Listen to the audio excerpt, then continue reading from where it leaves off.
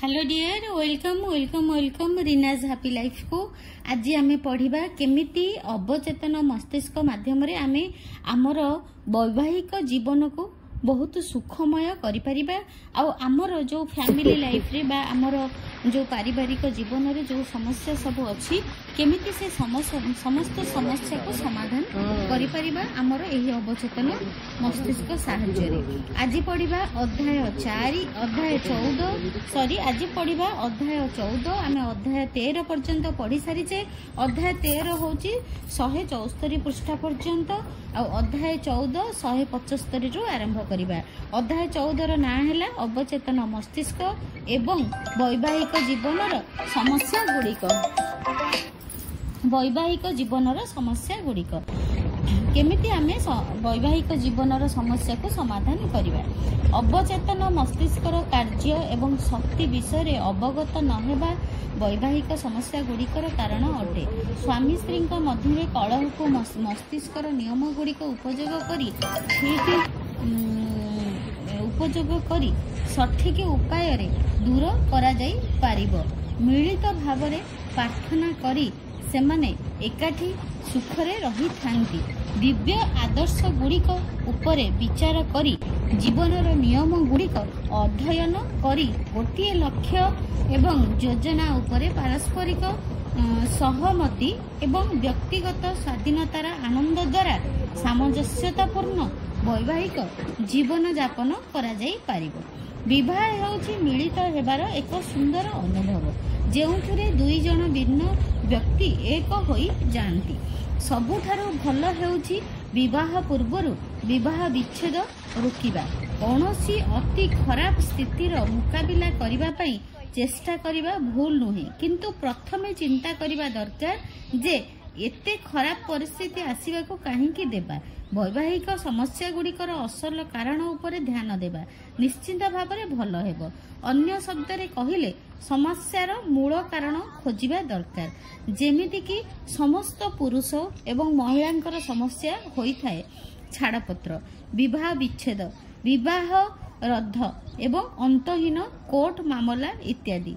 ए सबुर एक सीधासळख कारण हेउछि चेतन एवं अवचेतन मस्तिष्कर कार्यशैली एवं सेमानंक मध्यरे थिबा संपर्क विषय ज्ञानर अभाव।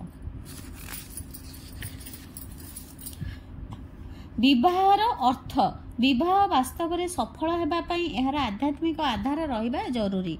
एहा हृदयर सह करिबा दरकार कारण हृदय ही प्रेमर पात्र। तथापि साधुता, सत्यनिष्ठता, दयाभाव इत्यादि मध्य प्रेमर प्रकार गुड़िक अटंती। उभय साथी को परस्पर प्रति पूर्ण रूप से विश्वस्त एवं निष्ठावान हेबा उचित। जड़े पुरुष जड़े स्त्री को धन, सामाजिक प्रतिष्ठा अथवा निजर अहंकार बढ़ाइबा पई विवाह करबा उचित नुहे। एथिरे सत्यनिष्ठता, प्रेम, साधुतार अभाव थाए। एभली विवाह एक बाहाना एवं मिथ्या प्रदर्शनी अटे। जदि जड़े महिला कहउछंती मु काम करी थकी गलिनी, मु विवाह करबा को चाहूची कारण मु सामाजिक सुरक्षा चाहूची, एठारे तांकर आधार ही मिथ्या अटे। से मानसिक नियम गुड़िकर सठिक उपयोग करू नाहांती। तांकर सुरक्षा तांकर चेतन एवं अवचेतन मस्तिष्क पारंपरिक संबंध एवं तार उपयोग उपरे निर्भर करे। जड़े स्त्री किंबा पुरुषंक पाखरे केबे भी धन, संपत्ति किंबा सुस्थ जीवनर अभाव हेबो नाही जदि से एही पुस्तकर अध्याय गुड़िकरे दिया जाइथिबा कौशल गुड़ी को व्यवहार करिवे। तांको संपत्तिर तांको स्वामी किंबा स्त्री, पिता अथवा अन्य काहारी कौनसी संपर्क नाही। जड़े स्त्री धन, शांति, स्वास्थ्य, खुशी, प्रेरणा, मार्गदर्शन, प्रेम, सुरक्षा, प्रसन्नता किंबा एही दुनियार जेकोसी जिनिस पई निज स्वामी उपरे निर्भरशील नुहे। तांकर सुरक्षा एवं मनर शांति तांको भितरर ज्ञान एवं निज मस्तिष्कर नियम गुड़ी को रचनात्मक उपाय रे लगातार उपयोग करिबा जोगु आसी थाए। जणे आदर्श स्वामी को किपरि आकर्षित करि परिबे।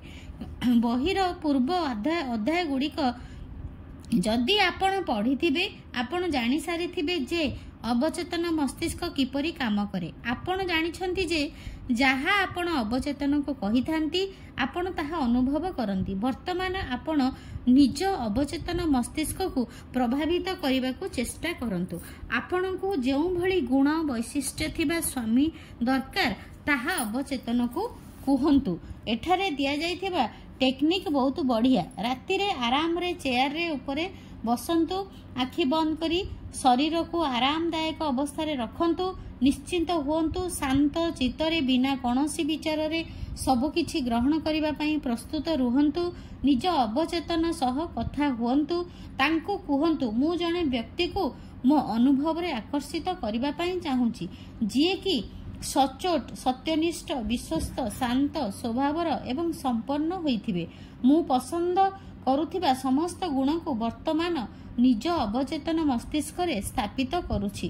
ମୁଁ ଯେତେବେଳେ ଏହି ଗୁଣଗୁଡ଼ିକ ବିଷୟରେ ଚିନ୍ତା କରୁଛି ସେଗୁଡ଼ିକ ମୋର ଅଂଶ ହୋଇ ଯାଉଛନ୍ତି ଏବଂ ମୋର ଅବଚେତନ ମନର ଗଭୀର ପ୍ରଦେଶରେ ସମାହିତ ହେଉଛନ୍ତି।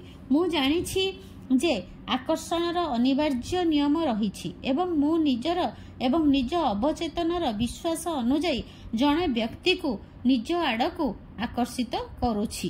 ମୁଁ ତାଙ୍କୁ ଆକର୍ଷିତ କରୁଛି ଯାହାକୁ ମୋର ଅବଚେତନ ମସ୍ତିଷ୍କରେ ମୁଁ ସତ ବୋଲି ଅନୁଭବ କରୁଛି। ମୁଁ ଜାଣିଛି ମୁଁ ତାଙ୍କର ଶାନ୍ତି ଏବଂ ଖୁସିରେ ଯୋଗଦାନ ଦେଇ ପାରିବି। ସେ ମୋର ଆଦର୍ଶକୁ ଭଲ ପାଆନ୍ତି ଏବଂ ମୁଁ ତାଙ୍କର ଆଦର୍ଶକୁ ଭଲ ପାଏ। ସେ ମୋତେ କୌଣସି କାମ ପାଇଁ ବାଧ୍ୟ କରନ୍ତି ନାହିଁ, ମୁଁ ମଧ୍ୟ ତାଙ୍କୁ କୌଣସି କାମ ପାଇଁ ବାଧ୍ୟ କରେ ନାହିଁ। ଆମ ଭିତରେ ପାରସ୍ପରିକ ପ୍ରେମ, ସ୍ୱାଧୀନତା ଏବଂ ସମ୍ମାନ ଅଛି। ଏହିଭଳି ଅବଚେତନ ମସ୍ତିଷ୍କରେ ଚିନ୍ତାଧାରା ଭରିବାର ପ୍ରକ୍ରିୟା ଅଭ୍ୟାସ କରନ୍ତୁ। ତାପରେ ଆପଣଙ୍କ ଅବଚେତନ ବୁଦ୍ଧିମତ୍ତା ଉପାୟ ବାହାର କରିବ। ନିଜ ଅବଚେତନ ମସ୍ତିଷ୍କର ଅନିବାର୍ଯ୍ୟ ଏବଂ ଅପରିବର୍ତ୍ତନୀୟ ପ୍ରବାହ ଅନୁଯାୟୀ ଆପଣ ଦୁଇ ଜଣ ଭେଟିବେ। ନିଜ ଭିତରେ ଥିବା ପ୍ରେମ, ନିଷ୍ଠା ଏବଂ ସହଯୋଗ ଦ୍ୱାରା ସର୍ବୋତ୍ତମ ହେବାର ଗଭୀର ଇଚ୍ଛା ରହିବା ଦରକାର। ପ୍ରେମର ଉପହାର ଯାହାକୁ ଆପଣ ନିଜ ଅବଚେତନ ମସ୍ତିଷ୍କକୁ ଦେଇଛନ୍ତି ତାକୁ ଗ୍ରହଣ କରିବା ପାଇଁ ପ୍ରସ୍ତୁତ ରୁହନ୍ତୁ। ଏକ ଆଦର୍ଶ ପତ୍ନୀକୁ କିପରି ଆକର୍ଷିତ କରିବେ? ଆପଣ ଚାହୁଁଥିବା ଜୀବନ ସାଥୀକୁ ଆକର୍ଷିତ କରିବା ପାଇଁ ଏହି ସଂକଳ୍ପ ନିଅନ୍ତୁ। ମୁଁ ବର୍ତ୍ତମାନ ଜଣେ ଉପଯୁକ୍ତ ସ୍ତ୍ରୀକୁ ଆକର୍ଷିତ କରିବାକୁ ଚାହୁଁଛି ଯାହା ସହ ମୋର ସଠିକ ତାଳମେଳ ରହିବ। ଏହା ଏକ ଆଧ୍ୟାତ୍ମିକ ମିଳନ ଅଟେ କାରଣ ଏହା ହିଁ ଦିବ୍ୟ ପ୍ରେମର କାର୍ଯ୍ୟଶୈଳୀ। ଜଣେ ଏଭଳି ବ୍ୟକ୍ତି ଯାହା ସହ ମୁଁ ସମ୍ପୂର୍ଣ୍ଣ ଭାବରେ ମିଳିମିଶି ରହିପାରିବି। ମୁଁ ଜାଣିଛି ଯେ ମୁଁ ସେହି ସ୍ତ୍ରୀକୁ ପ୍ରେମ, ଆନନ୍ଦ, ଶାନ୍ତି, ଖୁସି ଦେଇପାରିବି। ମୁଁ ଭାବୁଛି ମୁଁ ସେହି ସ୍ତ୍ରୀଙ୍କର ଜୀବନକୁ ସମ୍ପୂର୍ଣ୍ଣ ଏବଂ ଅଦ୍ଭୁତ କରିପାରିବି। ମୁଁ ଆଦେଶ ଦେଉଛି ଯେ ତାଙ୍କ ଭିତରେ ଏହି ଗୁଣ ଏବଂ ବୈଶିଷ୍ଟ୍ୟ ରହୁ। ସେ ଆଧ୍ୟାତ୍ମିକ, ନିଷ୍ଠାବାନ ଏବଂ ସଚ୍ଚୋଟ ହୋଇଥାନ୍ତୁ। ସେ ସାମଞ୍ଜସ୍ୟପୂର୍ଣ୍ଣ, ଶାନ୍ତ ଏବଂ ଖୁସ୍ ମିଜାଜର ହୋଇଥାନ୍ତୁ। ମୋ ଅନୁଭବରେ ସେ ହିଁ ରୁହନ୍ତୁ ଯାହା ପାଖରେ ପ୍ରେମ, ସଚ୍ଚୋଟତା ଏବଂ ସୁନ୍ଦରତା ଥିବ। ମୁଁ ନିଜ ଆଦର୍ଶ ସାଥୀଙ୍କୁ ସ୍ୱୀକାର କରୁଛି। ନୀରବରେ ଆଗ୍ରହର ସହ ଆପଣ ନିଜ ସାଥୀଙ୍କ ଭିତରେ ଥିବା ଗୁଣଗୁଡ଼ିକ ବିଷୟରେ ଚିନ୍ତା କରିବା ସମୟରେ ଆପଣ ମନ ଭିତରେ ଏକ ମାନସିକ ଛବି ପ୍ରସ୍ତୁତ କରିବେ। ତାପରେ ଦିବ୍ୟ କୃପାରେ ଆପଣଙ୍କ ଅବଚେତନ ମସ୍ତିଷ୍କର ଗଭୀର ସ୍ରୋତ ଆପଣ ଦୁଇ ଜଣଙ୍କୁ ଭେଟ କରାଇବେ। ତୃତୀୟ ଭୁଲର କୌଣସି ଆବଶ୍ୟକତା ନାହିଁ। ପୁଣି କ'ଣ? ପ୍ରଶାସିକ ଭାବରେ ଅନେକ ବର୍ଷର ଅଭିଜ୍ଞତା ଥିବା ଜଣେ ମହିଳା ସିଲବି ଦିନେ ମୋତେ କହିଲେ, ମୋର 3 ଜଣ ସ୍ୱାମୀ ଥିଲେ ଏବଂ ସମସ୍ତେ ନିଷ୍କ୍ରିୟ ଥିଲେ, ମୋ କଥା ମାନୁଥିଲେ ଏବଂ ସବୁ ନିର୍ଣ୍ଣୟ ପାଇଁ ମୋ ଉପରେ ନିର୍ଭରଶୀଳ ଥିଲେ। ମୋ ଆଡ଼ୁ ଏଭଳି ସ୍ୱଭାବର ପୁରୁଷ କାହିଁକି ଆକର୍ଷିତ ହେଉଛନ୍ତି? ମୁଁ ତାଙ୍କୁ ପଚାରିଲି, ଦ୍ୱିତୀୟ ସ୍ୱାମୀ ପ୍ରଥମ ସ୍ୱାମୀଙ୍କ ଭଳି ଅଟନ୍ତି ବୋଲି ଆପଣ ବିବାହ ପୂର୍ବରୁ ଜାଣିଥିଲେ କି? ସେ କହିଲେ, ନା, ଆଦୌ ନୁହେଁ। ଜାଣିଥିଲେ ମୁଁ ତାଙ୍କୁ ବାହା ହୋଇନଥାନ୍ତି। ଏଠାରେ ସ୍ପଷ୍ଟ ଯେ ସେ ନିଜର ପ୍ରଥମ ଭୁଲରୁ କିଛି ଶିଖି ନଥିଲେ। ତାଙ୍କର ବ୍ୟକ୍ତିତ୍ୱ ସମ୍ବନ୍ଧୀୟ ସମସ୍ୟା ଥିଲା। ସେ ପୁରୁଷମାନଙ୍କ ଭଳି ଶକ୍ତିଶାଳୀ, ଦୃଢ଼ ବ୍ୟକ୍ତିତ୍ୱର ଥିଲେ ଏବଂ ଅଜାଣତରେ ସେହିଭଳି ପୁରୁଷ ଚାହୁଁଥିଲେ ଯିଏକି ନମ୍ର ସ୍ୱଭାବର ଏବଂ ନିଷ୍କ୍ରିୟ ହୋଇଥିବେ ଯାହା ଉପରେ ସେ ଆଧିପତ୍ୟ ସ୍ଥାପିତ କରିପାରିବେ। ଏହା ସବୁ ଅଜଣାନ୍ତରେ ହେଉଥିଲା ଏବଂ ତାଙ୍କ ଅବଚେତନ ତାଙ୍କୁ ସେହିଭଳି ପୁରୁଷଙ୍କ ଆଡ଼କୁ ଆକର୍ଷିତ କରାଇଲା। କିନ୍ତୁ ସେ ବିବାହ ପରେ ହୃଦବୋଧ କଲେ ଯେ ତାଙ୍କ ପ୍ରକୃତ ଆବଶ୍ୟକତା ପୂରଣ ହୋଇନାହିଁ। ସଠିକ୍ ପ୍ରାର୍ଥନା ପ୍ରକ୍ରିୟା ଆପଣାଇ ଏହି ପାଟର୍ନ ଉପରେ ପ୍ରତିବନ୍ଧକ ଲଗାଇବା ଶିଖିବାର ଥିଲା। ସେ କିପରି ନକାରାତ୍ମକ ସ୍ୱରୂପକୁ ନଷ୍ଟ କଲେ। ଶେଷରେ ଶିଲା ସେହି ସରଳ ସତ୍ୟକୁ ଜାଣିପାରିଲେ, ଯେଉଁ ସବୁ ଆଦର୍ଶ ଥିବା ବ୍ୟକ୍ତିତ୍ୱର କାମନା ଆପଣା କରୁଛନ୍ତି, ଯଦି ତା ଉପରେ ଆପଣ ବିଶ୍ୱାସ କରନ୍ତି ତେବେ ଆପଣଙ୍କ ବିଶ୍ୱାସ ଅନୁରୂପ ସେହିପରି ହିଁ ପରିଣାମ ମିଳିବ।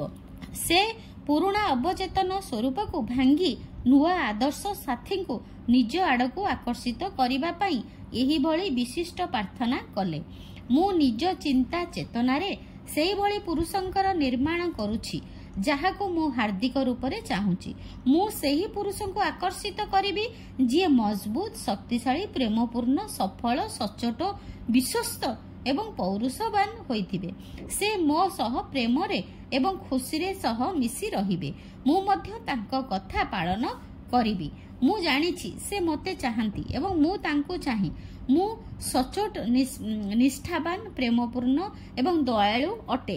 ମୋ ପାଖରେ ଦେବା ପାଇଁ ଉତ୍କୃଷ୍ଟ ଉପହାର ଅଛି।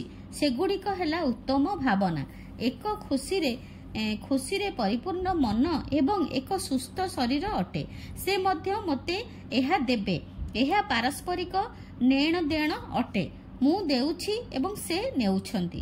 ଦିବ୍ୟ ବୁଦ୍ଧିମତ୍ତା ଜାଣିଛି ଯେ ସେଭଳି ପୁରୁଷ କେଉଁଠି ଅଛନ୍ତି ଏବଂ ମୋର ଅବଚେତନର ଗଭୀର ବୌଦ୍ଧିକତା ଆମ ଦୁଇ ଜଣଙ୍କୁ ଏକାଠି କରୁଛି। ଆମେ ପରସ୍ପରକୁ ତୁରନ୍ତ ଚିହ୍ନି ପାରୁଛୁ। ମୁଁ ଏହି ପ୍ରାର୍ଥନାକୁ ନିଜ ଅବଚେତନକୁ ଦେଉଛି ଏବଂ ସେ ଜାଣିଛି ଯେ ଏହା କିପରି କରାଯିବ। ମୁଁ ଏହି ଉତ୍ତମ ଉତ୍ତର ପାଇ ତାକୁ ଧନ୍ୟବାଦ ଦେଉଛି। ସକାଳେ ଉଠିବା ପରେ ଏବଂ ରାତିରେ ଶୋଇବା ପୂର୍ବରୁ ଏହିଭଳି ସେ ପ୍ରତିଦିନ ପ୍ରାର୍ଥନା କଲେ। ଏହି ସତ୍ୟତାକୁ ସ୍ୱୀକାର କଲେ। ସେ ବାରମ୍ବାର ମସ୍ତିଷ୍କ ପାଖରେ ପ୍ରାର୍ଥନା ପହଞ୍ଚାଇବା ଦ୍ୱାରା ଅବଚେତନ ସେ ଖୋଜୁଥିବା ଜିନିଷ ପାଖରେ ପହଞ୍ଚିଯିବ। ଯେ ସିଏ ବାରମ୍ବାର ଏହି ପ୍ରାର୍ଥନା କରୁଥିଲେ, ତାଙ୍କୁ ଯେମିତିକା ସ୍ୱାମୀ ଦରକାର ହେଉଥିଲା, ସେ ବାରମ୍ବାର ଶୋଇବା ପୂର୍ବରୁ ଏହି ପ୍ରାର୍ଥନା କରିକି ଶୋଉଥିଲେ ଆଉ ତାଙ୍କ ଅବଚେତନ ମସ୍ତିଷ୍କକୁ ସେ ସନ୍ଦେଶ ଦେଉଥିଲେ ତାଙ୍କ ପ୍ରାର୍ଥନାର ଉତ୍ତର।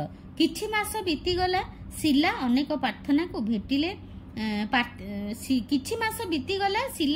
ପ୍ରାର୍ଥୀଙ୍କୁ ଭେଟିଲେ କିନ୍ତୁ କେହି ତାଙ୍କୁ ପସନ୍ଦ ହେଲେ ନାହିଁ।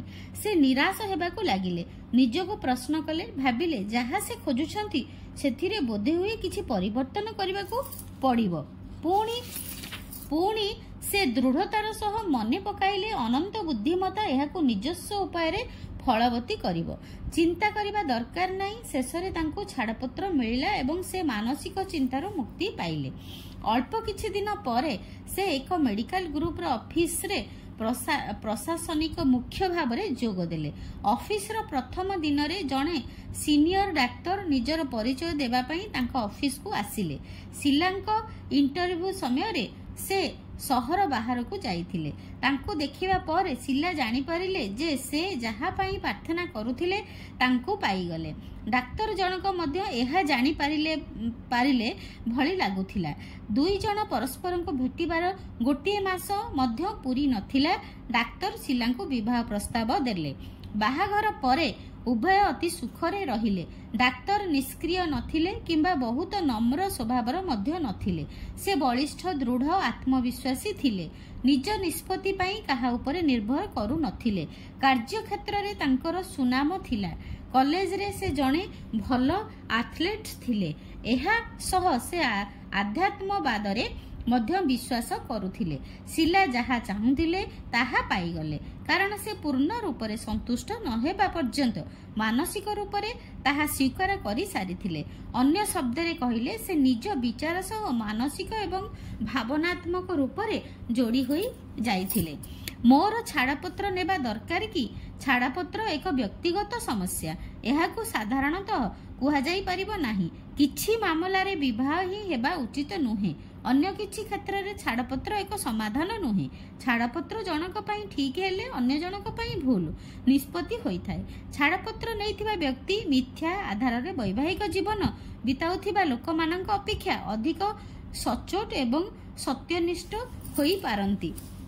उदाहरण स्वरूप मु थरे जणे महिलांक सह कथा होइथिली जहाक स्वामी तांकु मारपीट करिथिले एवं निशा सेवन पाई निज स्त्री ठारू टंका चोरी करुथिले। महिला जनक विश्वास करुथिले जे विवाह पवित्र बंधन अटे एवं एहा अतुट। छाड़पत्र नेबा आदर्शगत भावरे एक भूल काम। मु ताको बुझाइली जे प्रकृत विवाह हृदयर सह करा जाई थाए। दुईटी हृदय प्रेम निष्ठार सह मिलित हेबा एक आदर्श विवाह अटे। हृदयर शुद्ध क्रिया हेउछि प्रेम। एही स्पष्टीकरण परे से बुझिले जे एभली कौनसी दिव्य नियम नाही जहा जोगु से माड़ खाइबे और भयरे जीवन बिताइबे एवं धमक सहिबे। काहेकि ना केही केबे कहिथिले मु तुम दुई जनकु पति पत्नी घोषणा करुछि। मु तांको कहिली जदि आगको कौन कराजिबो से विषय तुमर कौनसी संदेह अछि मार्गदर्शन पाई प्रार्थना कर। जानी रख जे सबुबेले तुम प्रश्न पाई गोटिए उत्तर रहिछि एवं तुमे ताहा निश्चय पाइब। नीरवरे आत्मा ठारू जेउ संगीत आसुछि ताको अनुसरण कर। एहा तुम सह शांति रे कथावार्ता करे। छाड़पत्र आड़कू संपर्कर गति। निकटरे मो एक युव दंपति को भेटिथिली जहांकर विवाह मात्र किछि मास होइथिला किंतु सेमाने छाड़पत्र चाहुथिले। मु जानिबाकू पाइली जे युवक जनक सबुबेले भाबुथिले जे तांको स्त्री तांको छाड़ी पळाइबे। लगातार से स्त्री ठारो प्रत्याख्यानर आशा करुथिले एवं स्त्री तांको प्रति विश्वस्त नुहे बोली भाबुथिले। से सबुबेले एही चिंतारे बुड़ी रहुथिले। तांकर मानसिक प्रवृत्ति अलगा हेबा एवं संदेह रे थिला। तांको स्त्री निज स्वामींकर एभली भावना प्रति उदासीन थिले किंतु युवकंक निज भावना रे एहा परिणाम थिला। अलगा हेबार जो चिंताधारा सबुबेले तांको अवचेतन मन मध्यरे जारी रहिथिला ताहा उभयंक मध्यरे सेही भली परिस्थिति सृष्टि करी देइथिला।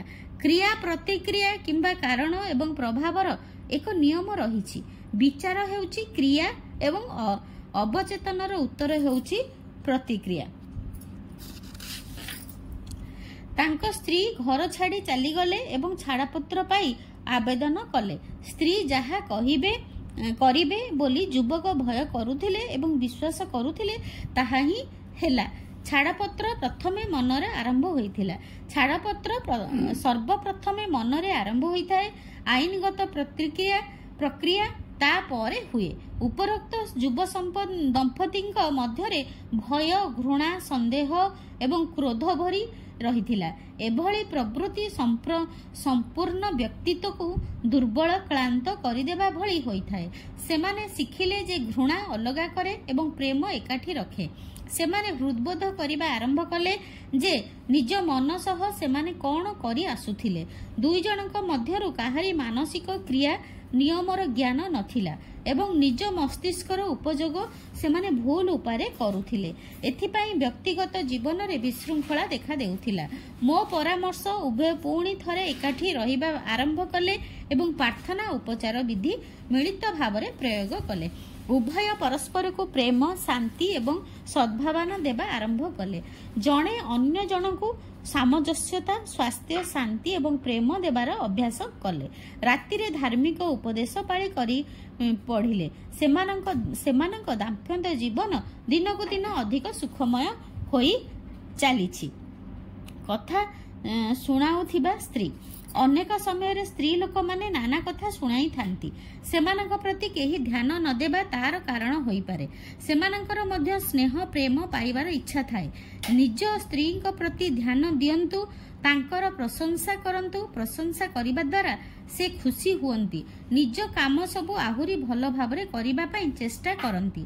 एभली स्त्री मध्य अछंती जेउ माने स्वामी मानंकु निज इच्छा अनुसार परिचालित करिबा पई चेष्टा करंती। स्वामी स्त्री सबुबेले परस्पर उपरे नजर रखी छोट छोट भूल हेले टिप्पणी देबा समालोचना करिबा बंद करिबा दरकार। परस्पर कल्याण प्रति ध्यान दे जणे अन्य जनक भितर थिबा सृजनशील गुण गुड़िकर प्रशंसा करिबा उचित। सबु समय चिंतारे बुड़ी रहुथिबा मुह फुलाउथिबा स्वामी। जदि जणे व्यक्ति सबुबेले कौनसी ना कौनसी चिंतारे बुड़ी रहुछंती, स्त्री किछि कहिबा किंबा करिबा जोगु मुह फुलाउछंती, तेबे मनोवैज्ञानिक भाषारे से प्रवचक अटंती। नकारात्मक एवं विनाशकारी चिंताधारा प्रति अधिक ध्यान देउछंती, सेगुड़िक सह मानसिक भावरे जड़ित हेउछंती। जदि जणे व्यक्ति निज स्त्री उपरे नीरवरे रागी चलीछंती एवं तांको प्रति निर्दय हेउछंती, एहार अर्थ से विश्वासघाती अटंती। से विवाह वचन गुड़िक प्रति विश्वस्त नुहंती, जहार अर्थ सारा जीवन पत्नी को प्रेम करिबा सम्मान देबा होइथाय। सबुबेले रागुथिबा असंतुष्ट रहुथिबा व्यक्ति निज कटु वचन को गिली पारे, क्रोध को चापी पारे एवं चेष्टा कले भद्र दयालु शांत शिष्ट होई पारे। अति सावधानतार सह एही मतभेद गुड़ी को कम करि पारे। प्रशंसा एवं मानसिक प्रयास द्वारा से एही विनाशकारी प्रवृत्ति बाहरी आसी पारे। पुणी सरलतार सह सुखमय जीवन जापन करि पारे। केवल निज स्त्री सह नुहे बरं व्यावसायिक सहयोगी सह मध्य सुसंपर्क स्थापन करि पारे। एक सामंजस्यपूर्ण स्थिति आपणଙ୍କୁ एवं परिणाम स्वरूप आपण शांति एवं सामंजस्यता पाइबे। सबुठारु बड़ भूल कौन? वैवाहिक जीवन रे सबुठारु बड़ भूल कौन? सबुठारु बड़ भूल हेउछि निज वैवाहिक जीवनर समस्या विषय पड़ोशी एवं बंधु बांधवଙ୍କ सह आलोचना करिबा। कल्पना करंतु, उदाहरण स्वरूप जने स्त्री निज पड़ोशी को कहउछंती, मो स्वामी मते टंका देउ नाहंती, मो माँ सह भल व्यवहार करू नाहंती, मद पिउछंती एवं मो सम्मान को मते सम्मान करू नाहंती, गाली गुलच करूछंती, तेबे सेही स्त्री पड़ोशी एवं बंधु मानक आगरे स्वामी को सम्मान हानि करूछंती। तेबे प्रकृतरे से स्वामी को बदगुण विषय आलोचना करिबा द्वारा निज भितरे मध्य सेही भली मानसिक स्थिति सृष्टि करूछंती। किए एभली कथा सबु चिंता करूछंती एवं कहूछंती, स्त्री करूछंती। एही समान स्थिति स्वामी को क्षेत्र रे मध्य होई पारे। से मध्य स्त्रींकर निंदा करिबा उचित नुहे। आपण जहा चिंता करिवे एवं अनुभव करिवे आपण सेही भली होई जिवे। संपर्कीय माने साधारणतः आपणको भूल परामर्श देबे, कारण सेही परामर्श रे पक्षपातिता थाए। सेमाने कौनसी ना कौनसी उपारे आपणक सह जड़ित थिबारु निरपेक्ष परामर्श देई न पारंती। ईश्वरीय नियम गुड़ी को भंग करुथिबा कौनसी नियम केबे भी पूर्ण मात्रा रे ठीक होई परिबो नाही। एहा बहुत भल भाबरे बुझिबाकू हेबो जे दुई जण लोक गोटिए छात तळे बिना विवाद दुख पीड़ा रे रही पारिबे नाही। केबे भी वैवाहिक जीवनर समस्या एवं खराब दिग सांग साथी को देखांतु नाही। निज कली झगड़ा निज भितरे सीमित रखंतु। निज साथी को निंदा करंतु नाही। साथी को निज भली करिबा पई चेष्टा करंतु नाही। स्वामी स्त्री निज निज साथी को निज भली करिबा पई चेष्टा करिबा उचित नुहे। तांको स्वभावर विपरीत करी सेमानंकु बदलैबा पई चेष्टा करिबा व्यर्थ चेष्टा अटे। ए प्रकार चेष्टा बोकामी एवं अनेक समय विवाह विच्छेदर कारण होइथाए। एहा द्वारा तांकर प्रतिष्ठा एवं आत्मविश्वास हानि होइथाए एवं एक विपरीत भावना एवं अनुताप सृष्टि करे, जहाँकि वैवाहिक बंधन पई क्षतिकारक होइथाए। तेणु बुझिबा उचित जे जदि आपण निज भितरे उंकी मारिथिबा आपण को अनेक दोष दुर्बलता मिलिबो एवं से सब आपण को सारा जीवन व्यस्त रखिबो। जदि आपण भाबिबे मु जेउ भली चाहूची तांको सेही भली करि देबी, तेबे आपण समस्या खोजुछंती एवं छाड़पत्र पई कोर्ट कचेरी दौड़ीबाकू चाहूचंती। आपण समस्या को आमंत्रण देउछंती। आपण को केवल एतिके बुझिबा दरकार जे अन्य को नुहे बरं निज को बदलायाकू पड़िबो। एकाठी प्रार्थना करंतु। प्रथम सोपान छोट छोट निराशारू उत्पन्न कली झगड़ा को तापरे दिन दोहरांतु नाही। रातिरे शोइबा पूर्वरु दिन सारा होइथिबा तिक्तताकू भूली समस्तंकु क्षमा करंतु। सकाळे उठी निज अनंत बुद्धिमत्ताकू आपनकु मार्गदर्शन कराइबा पई कुहंतु। निज जीवन साथी परिवार समस्त सदस्य एवं पूरा विश्व को शांति सामंजस्यता एवं प्रेमर संदेश पठांतु। द्वितीय सोपान सकाळे जळिखिया खाइबा समय प्रार्थना करंतु। स्वादिष्ट खाद्य पई ईश्वर को धन्यवाद दियंतु। सुख समृद्धि पई आपनको ऊपर ईश्वरंकर कल्याण पई धन्यवाद दियंतु। सुनिश्चित करंतु जे खाइबा समय जेपरि कौनसी जुक्ति तर्क न हुए, चिंताजनक विवाद न हुए। यह राति रे खाइबा समय मध्य हेबा दरकार। जीवन साथी को कुहंतु मु तुम कामर प्रशंसा करुछि, पूरा दिन तुम पई प्रेमर सह शुभ कामना करुछि।